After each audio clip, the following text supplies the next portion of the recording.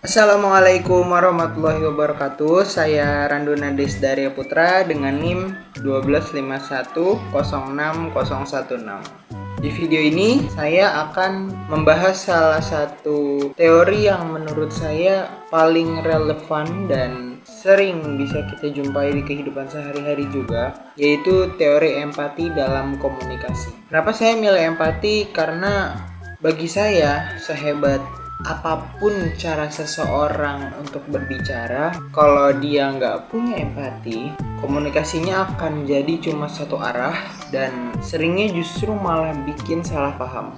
Jadi saya pengen membahas gimana cara empati itu bekerja, terus apa aja prinsip-prinsipnya, dan gimana saya sendiri menerapkannya dalam kehidupan sehari-hari saya. Empati itu apa sih? Empati itu adalah kemampuan kita untuk memahami perasaan orang lain dari sudut pandang dan pengalaman mereka, seolah-olah kita berada di posisi mereka gitu. Jadi bukan cuman sekedar kasihan, tapi kita juga kayak gimana ya kalau misalnya kita ada di posisi mereka, gimana ya kalau misalnya kita ada di kondisi seperti yang sedang mereka rasakan gitu. Di teori komunikasi, empati itu dibagi jadi dua. Yang pertama itu ada kognitif empati.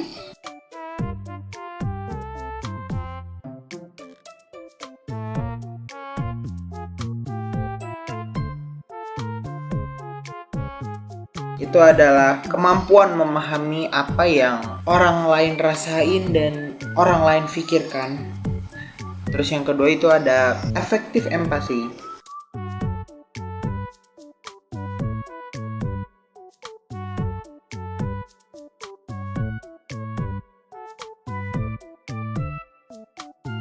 Kemampuan merasakan emosi mereka secara emosional gitu. Jadi empati itu bukan cuma soal kita ikut sedih, tapi juga gimana kita paham tentang kenapa mereka kayak gitu ya, apa yang mereka rasain gitu ya, kenapa mereka bisa begitu.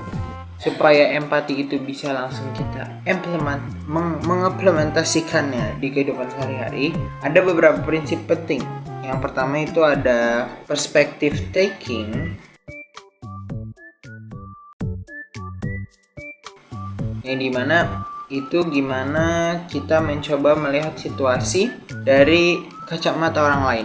Jadi bukan dari sudut pandang kita sendiri aja. Jadi gimana kita melihat gimana ya kira-kira kalau misalnya itu ada di sudut pandang mereka tuh seperti apa sih gitu. Terus yang kedua itu ada non-judgment attitude. Jadi kita nggak langsung ngehakimin, tidak cepat untuk menyimpulkan, tapi kita coba memahami dulu latar belakang mereka, kenapa mereka bisa seperti itu, kenapa bisa merasakan seperti itu gitu, atau mungkin kenapa bisa terjadi seperti itu.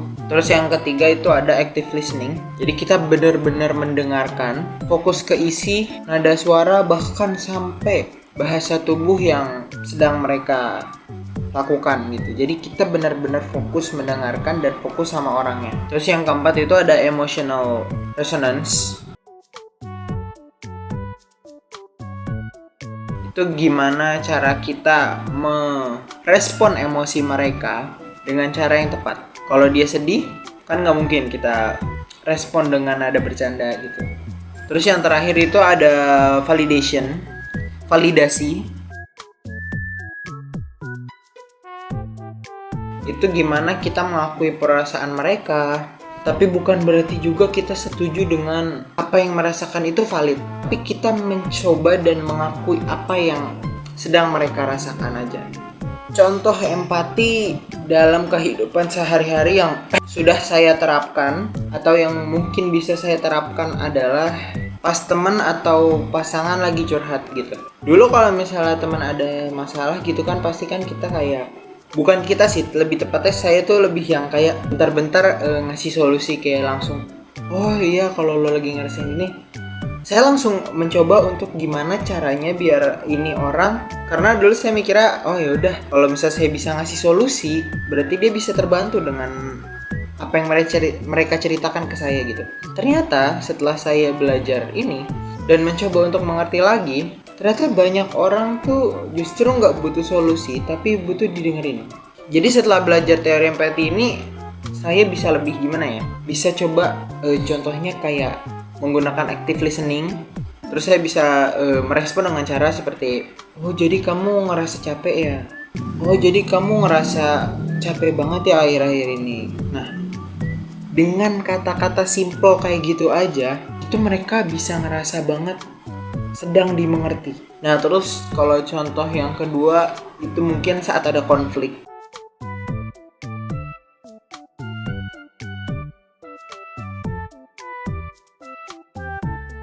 Pas ada konflik, empati itu ngebantu saya untuk berhenti sebentar dan mikir, kenapa ya, apakah dia lagi ada masalah ini atau mungkin lagi stres gimana gitu kan.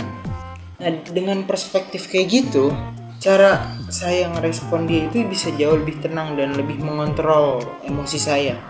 Yang tadinya mungkin kita saling argumen, saling marah apa, teriak-teriak, itu bisa jadi lebih selesainya itu bisa lebih tenang dan tanpa drama lah gitu bahasanya. Terus juga ada contoh pas lagi kerja kelompok, misal ini lagi sering-seringnya kerja kelompok sih, apalagi pelajaran TIK ya. Jadi pas kerja kelompok itu ada yang mungkin bisa dibilang telat gitu ya, kalau enggak ya sering banget nggak bisa datang, nggak bisa ikut gitu. Sebenarnya nggak sekesal itu, cuman saya nggak coba ungkit-ungkit sih, tapi saya nggak coba tanya juga. Jadi tapi saya tetap mencoba untuk berempati kayak, oh mungkin orang ini lagi ada kegiatan lain, atau mungkin sudah ada janji lain ke temennya, atau mungkin lagi bantuin orang tua segala macem gitu. Jadi dari situ pun saya sadar empati itu bisa bikin komunikasi kita ke teman, ke siapapun itu bisa jadi lebih sehat, dan kelompok kita pun jadi bisa lebih kompak. Ya mungkin itu contoh-contoh yang saya temui di kehidupan sehari-hari saya gitu ya, dan saya coba terapkan dan saya coba mengerti, oh ternyata dengan empati saya bisa jadi kayak gini loh, saya bisa merasakan seperti ini gitu. Tapi kejadian yang paling bisa membuat saya sadar tentang pentingnya empati itu adalah ketika teman saya yang tahu-tahu ngejauh. Awalnya saya mikir tuh dia cuman kayak marah gitu kan. Tapi dengan kita berempati dan kita berpikir positif, kita bisa coba tanya pelan-pelan ke dianya, kenapa? Kamu lagi ada apa? Kok tiba-tiba kayak gini? Dan saya tanyain, ternyata dia lagi ngambek sama satu hal gitu. Ya ada yang saya nggak bisa ceritain, tapi intinya ngambek karena ada satu hal, terus makanya dia tiba-tiba ngejauh dan tiba-tiba kayak setiap saya ngomong dicuekin gitu. Tapi dengan saya berempati dan saya coba untuk tanyakan baik-baik, ternyata oh ini yang lagi dia rasain. Oh ternyata ada kesalahan dari saya sendiri. Kalau misalnya saya nggak berempati, mungkin saya bakal balas ngejauh atau mungkin kayak apaan sih nih orang, ya udah join balik gitu.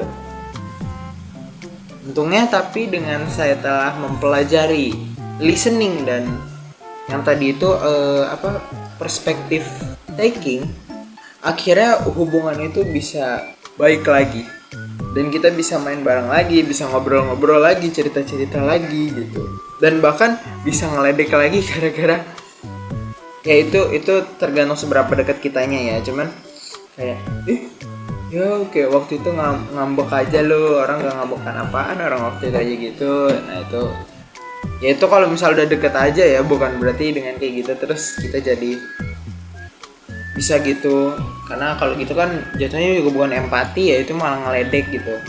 Nah dari proses belajar dan pengalaman pribadi saya tentang empati ini, saya menyimpulkan bahwa empati itu bukan cuma sekedar teori, tapi juga keterampilan komunikasi yang sangat penting.